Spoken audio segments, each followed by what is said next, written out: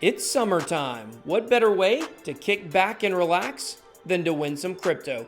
All you got to do is be a subscriber and like and comment on all of our videos during the months of July and August for your maximum number of entries.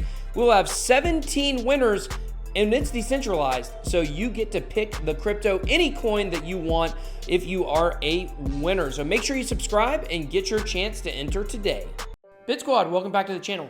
First, before we get into today's video, I want to say a big shout out to Monarch Token. You can find them at monarchtoken.io for helping sponsor the channel with some pre-rolls. We have one at the beginning and one at the end of all of our news videos going forward. So make sure you guys check out Monarch. You guys know Beatles. He's a great guy. He's the president of Monarch. So, they're doing big things. But I definitely wanted to shout him out because you guys are going to be seeing those pre-rolls pretty much on every video. So, okay, guys, today is kind of the fallout from the Donald Trump tweet. Yesterday, Donald Trump tweeted and it made huge waves. I had this planned for this great video, and then I'm in the last story, and man, my world got rocked when Donald Trump tweeted. Now, a lot of people think that's a super bullish signal, even if what he said about Bitcoin was not very positive. So we're going to be looking at that today. Most of our stories today are going to kind of be related to that in one way or another, because the ripple effect that has had has been absolutely huge. So we're gonna be looking at some tweets, some responses, some stuff that Pump said. We're gonna be looking at many different things regarding that story. We're also gonna be looking at the beginning. We're gonna do our IOST break at the beginning because I got big news. So you guys make sure you stay tuned for that. But for now, let's jump into the markets. Market Watch. All right, guys, so Bitcoin has rebounded after a sharp dip. It is now almost back to 12,000, 11,866. And while the price keeps going up and then going back down, it definitely seems like we got a lot of support above 10K. So that's definitely a good thing. We got the market cap coming in at 323 billion. Bitcoin dominance, the same as yesterday at 65.4%. Let's look at the biggest winners of the day. Ravencoin, Bitcoin, Energy, VeChain, and Stellar. If you don't know, Energy's got a great airdrop. You should check that out. Price is up to $7.50. Biggest losers of the day. Bizon after a huge pump. Crypto.com chain, which they had a big pump because they actually have a physical card coming out soon. That was the reason it was moving up. I think on Sunday it's live. So, definitely I think one to pay attention to. But obviously when you get news, you go up. We all know, right? Buy the rumor, sell the news. Dai, Aurora, and Leo all coming in, with about 3.5% losses or up. Hold up. It's time for an IOST break. All right, guys, we did it. We made tier 1 again for IOST, which means my community that voted for my node gets to split 770,000 IOST. So the report came out. Now, these are not finalized 100%, but there have been a few nodes that people felt should have been different places, but everyone universally agrees BitBoy is number 1. So, this is how much we're going to be giving out. Basically, tier 1 through tier 5, it's all the elected nodes for IOST. I know some of you guys aren't invested in IOST, don't really care, but it's definitely something that, you're able to make huge rewards with IOST, more than any other project. And it has slipped down on CoinMarketCap just a little bit. It's moved down in about 10 spots or so. But, I'm definitely confident that by the end of the year, it's going to be on and popping for IOST, no doubt about it. The project's just too good. It's the most decentralized platform. If you look into the other 3 big ones right now, Tron, EOS, Ethereum, the decentralization, look how many nodes. These are elected nodes. Elected. All of these guys elected. I don't know how many that is, probably about 100 to 110 or so. With EOS, you got 21. Tron, you got 27. Yeah, EOS has 21, right? It's not 24. I think it's 21. But, this is the opportunity for a lot of people to be able to get involved in a community. And, I would urge you to check it out. So check out IOST for sure. If you do, don't forget to vote for my node because we're number 1. It's time for the Fresh 5 top news stories of the day, starting with number 5. All right, guys, the IRS allegedly hunting cryptocurrency users for tax evasion. So apparently they are really serious, which they know I have a YouTube channel. Surely they do, right? You think they watch? And if they do, they're coming after me, I'm sure of it. You'll never get me, copper. You'll never get me. But anyways, this is basically stemming from Crypto Tax Girl on Twitter released some slides from a presentation that supposedly, was part of the education for the agents to be able to figure out how to get the money, how to track the right people. And look how terrible these slides look. Anyways, looks like some of my first videos. But anyways, guys, they're also talking about how they're wanting to possibly, ask friends, neighbors. They may be interviewing people if they think you own a lot of crypto and you're not showing it. So definitely make sure you're careful when it comes to, trying to keep everything in order for the government, because they're going to want a piece. Number 4.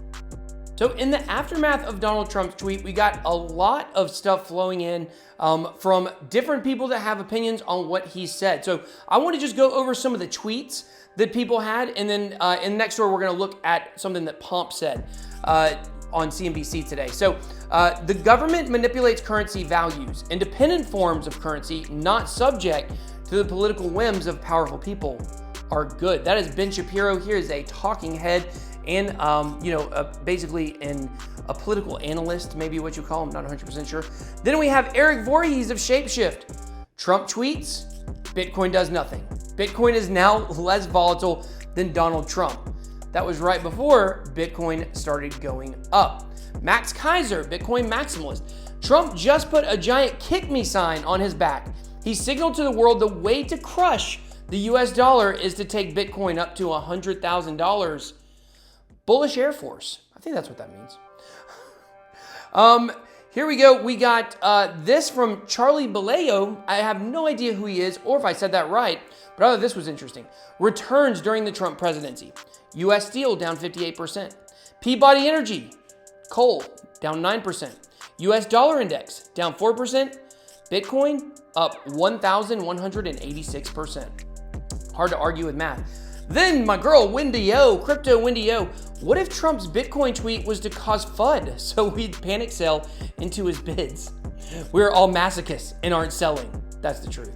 And then I thought this one was really good. Donald Trump, 45th president of the United States, tweeted something negative about Bitcoin and the price went up slightly. Let that sink in. But the most important one coming from Kektoshi. Hello, this is your president speaking. Please ignore my last tweet. It was a joke. I just wanted Bitcoin to dump so I could buy it cheaper. Isn't that what Wendy said? Now is the time to buy back your bags and continue on with the moon mission. Please retweet for awareness. And this is just a small sampling. Crypto Twitter basically went crazy yesterday after this happened. Responses all over the place, opinions, and there were so many people, if you go and look at his tweet, at Donald Trump's tweet, so many people in the comment section that were not crypto people that were making comments about it. A lot of them obviously misinformed. Many people disagreeing with him, many people agreeing, but it's great exposure for Bitcoin. 2 years ago, we could have never thought that the President of the United States would be talking about Bitcoin. So I think there will be a lot more comments, before his presidency is over, whether it's in 1 year or 5 years, probably about Bitcoin because we're only getting stronger. Number 3. All right, guys, Pompliano. Today on CNBC, the Squawk Box, Trump's tweet puts spotlight on lack of trust that Bitcoin solves. And, I think it's very interesting, some of his quotes. He said, I watched the video. He did say that it was absolutely insane the president tweeted about magical internet money, which I thought was very hilarious. But one thing he said is he tried to compare the change in technology for Bitcoin and blockchain to basically when the music world changed in regards to Napster. Now, when Napster came out, the government was able, when they put the resources to it, to crush it because it's centralized. And there's one entity that they can go to and they could take the creator of Napster and say, you are guilty, you created something challenging the system, and we're gonna make up reasons why we feel like this is not good and you're gonna be in trouble for it. With Bitcoin, there's no one to do that with. Now, you can make the argument, I've seen some people saying that if Satoshi were not anonymous and it's still alive, that he would be in jail already. And that's probably true, honestly, because the system does not like for power to be disrupted. And, obviously Pump had a lot of very interesting comments because he always does about Bitcoin. And I just thought that it was a really fascinating interview. I encourage you guys to look it up. Just look up, go to Pump's Twitter page, and you can probably find it from there. But it was absolutely fascinating. They also talked about LibraCoin a little bit, and about how LibraCoin, it's going to have to be held to a different standard than Bitcoin because it's a company and they're trying to print money out of air like the Federal Reserve does. So that can be something, since it does have a CEO, and we don't know about the true level of decentralization yet with LibraCoin. We might see the government really go hard after Facebook and maybe even try to stop them from creating this coin. Number 2.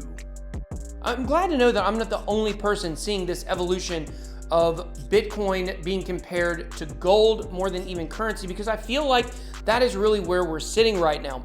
The Federal Reserve Chairman Jerome Powell also agrees with me. He said that basically almost no one uses Bitcoin for payments. They use it more as an alternative to gold. He said on Thursday it's a speculative store of value. And he also said that there is a place for Bitcoin. He believes that there is a place for Bitcoin when it is compared to gold. Now, is this some kind of like overarching general plan of our government to push Bitcoin towards that gold, because they think maybe if Bitcoin becomes gold 2.0, then maybe it won't challenge the dollar as a currency? But the currency is definitely getting challenged one way or other, whether it's Bitcoin or another cryptocurrency. But the chairman did just compare Bitcoin to gold. We're just seeing more and more the government is starting to take a stand on cryptocurrency, and this is shaping up to be a very interesting year for the world of regulation, as the big election's coming up next year. And so this year, this is probably going to become a political issue, the higher the price that Bitcoin goes, especially if it starts getting back to all-time highs. And you can guarantee Facebook and LibraCoin are going to keep it in the news for sure. The number 1 crypto story of the day. And really the thing that ties all of today's episode together is this tweet we're going to look at. It is a response to the Trump tweet yesterday. I know we already showed you a bunch of them, but I think this one is the most important one. So massive Bitcoin bull signal triggered, says Circle CEO. So the CEO of Circle, Jeremy Allaire, says that Trump's tweet storm is placing Bitcoin on the global stage like never before and will ultimately lead to a larger discussion and embrace digital assets. So the tweet itself says, possibly the largest bull signal for Bitcoin ever.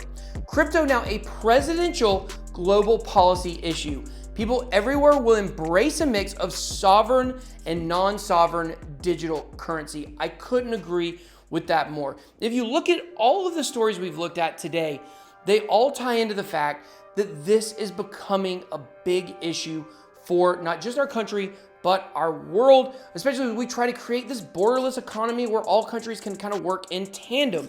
And, to me, this is something that is going to thrust Bitcoin much, much, much more into the spotlight. If you remember, I believe it was in early 2018, they had the G20 and the G8 summit, and cryptocurrency was brought up at both of those summits. I don't remember which year it was. I know it was since 2017. And it got no coverage. The only people reporting on it were crypto people. Like, oh guys, they're gonna mention crypto. And nothing huge came out of either one of those meetings. However, now LibraCoin has a lot of these countries scared. France is one that's already made comments. The United States, this is definitely coordinated based on LibraCoin. These are why they're making these statements at these times. These countries are scared of what a sovereign currency can do. I'm not saying Libra is that sovereign currency, but they are scared, and they're gonna start trying to figure out a way to do what they always do, keep the power. But that is not what this technology is about. This technology is about decentralization, and it is about restoring order to the world where basically the banking system and the powers that be will no longer control, the masses, if you will. And that is one of the beautiful things about Bitcoin and cryptocurrency, and one of the greatest things that I'm excited about. This is changing the world, guys. We've watched it. If you've only been in crypto for a few years, because, people were making a ton of money in the beginning, like 2012, 13, 14, until the Mt. Gox crash, but we weren't seeing the huge swell of, support to change the world. And that's what we're seeing right now. Everybody who's in crypto every single day, it's not just for money. There are some people, of course, that are, but those of us that spend time creating content, we are in this because we believe we are about to see a revolution. And that Donald Trump tweet might be the thing in history that people look back on as the thing that turned the market and made it where Bitcoin was, better than it's ever been, right? Make Bitcoin great again, even though it's always been great. This could be a mile marker in the, history, maybe looking back as that tweet is a mile marker for when Bitcoin and cryptocurrency became legitimized and really took off. So I'm excited about it, guys. I think it was a big story yesterday all the way around. Hope you guys enjoyed this video. Don't forget to like this video and also make a comment for your contest entry. BitBoy out.